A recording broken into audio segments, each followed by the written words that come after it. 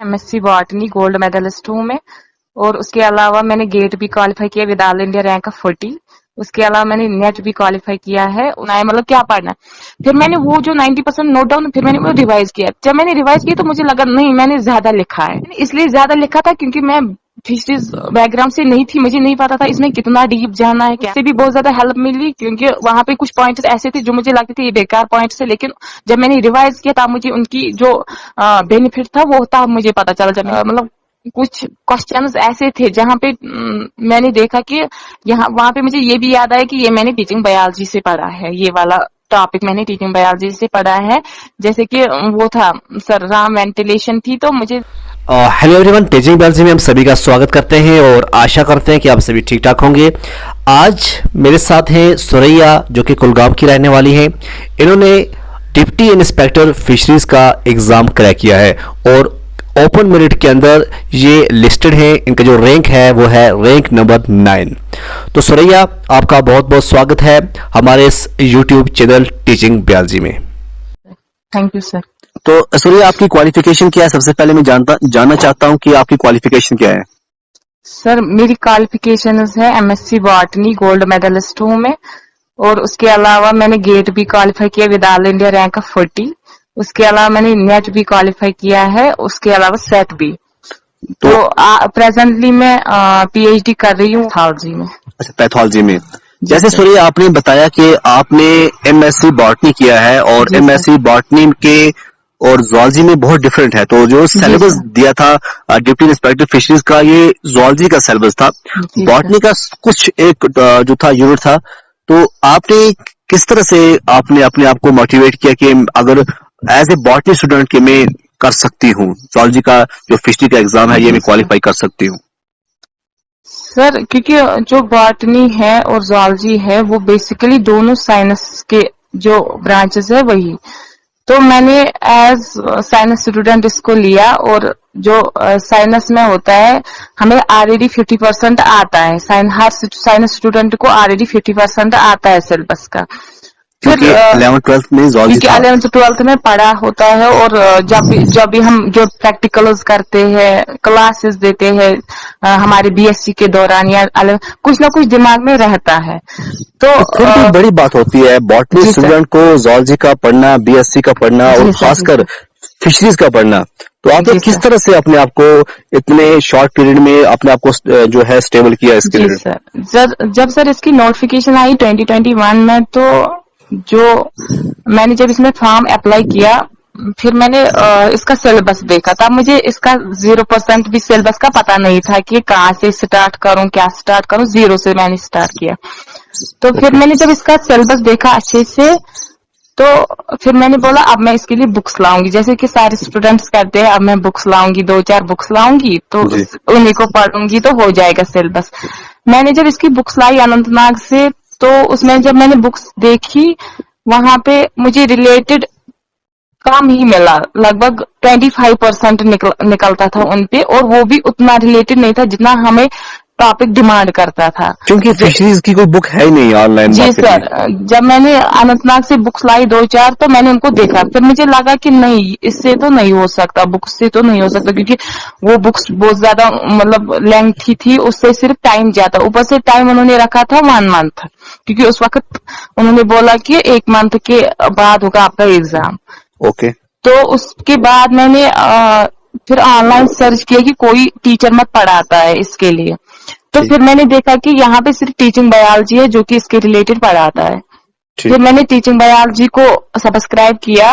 फिर मतलब उसके रिलेटेड जो निकलता था मैंने उसको देखा कि टीचिंग बायोलॉजी कैसे पढ़ाता है। फिर मैंने सर ऑनलाइन गूगल से निकाला ई कोर्स, तो वहां पे वो पढ़ाते हैं टॉपिक्स। तो मैंने जो जो रिलेटेड टॉपिक्स थे, जो सिलेबस के ऊपर टॉपिक्स थे, तो उन्हीं को क्लिक किया। वहां पे जब मैंने वो क्लिक किया तो वहां पे रिलेटेड 1-2 पेजेस निकलते थे हर टॉपिक के। 90% तकरीबन सिलेबस निकलता था, लेकिन मुझे ये नहीं पता था कि इसी से एग्जाम में आएगा कि नहीं। फिर लेकिन सोर्स वही था कि और कोई ऑप्शन था ही नहीं, तो मैंने उसको नोट डाउन किया। अच्छा जितने अच्छा। भी टॉपिक्स निकलते थे मैंने उनको नोट डाउन किया। तो आप कोई भी बुक प्रेफरेंस नहीं करोगे बच्चों को, सिर्फ नो आप, सर, नो सर। क्योंकि अभी कोई बुक है नहीं। हालांकि शुक्ल एंड पांडे है और भी बहुत सारी बुक्स हैं जो जी फिशरीज के स्टूडेंट्स पढ़ते हैं, क्या जी सर, आप उनको? लेकिन वो मतलब जब सिलेबस मतलब जो था इसका वो सिर्फ फिशरीज बेस्ड नहीं था। वहां पे ज़ूलॉजी भी थी, बॉटनी भी थी थोड़ी सी, और वहां पे फिशरीज भी थी। मतलब इक्वली था वो, सिर्फ फिशरीज स्टूडेंट्स के लिए नहीं था वो सिलेबस। अच्छा सूर्या, जैसे देखा गया है कि हमने भी पूरा एनालिसिस किया, जो ये था फिशरी का एग्जाम हुआ तो ये पैटर्न के हिसाब से नहीं था, क्या ये सच है? नो सर, ये पैटर्न के हिसाब से ही था। नहीं, जैसे शिफ्ट 1 को शिफ्ट 2 के साथ कंपेयर करें तो थोड़ा डिफरेंट था, तो आपको जी क्या सर, लगा इसमें? लेकिन साइंस में ऐसा होता है कि हर कोई टॉपिक अलग अलग नहीं होता है, सेपरेट पढ़ना नहीं होता है, सारी लिंक होती है एक दूसरे से। तो जो वो लिंक होती है वहां से क्वेश्चन आते हैं। आप सेपरेट एक टॉपिक पढ़ते हो, सेपरेट फिर बोलते हो इनमें कोई रिलेशन नहीं है, तो जो लिंक होती है वहां से क्वेश्चन। तो लिंक में किसी टॉपिक में इस लिंक से किसी शिफ्ट में एक लिंक से पूछा जा सकता है, किसी शिफ्ट में दूसरी लिंक से। तो सबसे ज्यादा जो यहाँ पे चीज होती है वो होता है डर, जो इंसान को होता है कि मैं नहीं कर सकता, तो वो इम्पोर्टेंट है, उसको ओवरकम करना वो सबसे ज्यादा इम्पोर्टेंट है। सिलेबस उतना मैटर नहीं करता जितना वो डर होता है कि मैं नहीं कर सकता। तो जो बच्चे एग्जाम की तैयारी कर रहे हैं, क्योंकि बहुत से बच्चों ने फॉर्म भरा है, अब एग्जाम आने वाला है जी और सर। बहुत सी पोस्टें भी जो है अभी नई जो है वो रिक्रूट होने वाली है, तो जी क्या सर। मैसेज रहेगी आपकी, किस तरह से उनको पढ़ना चाहिए?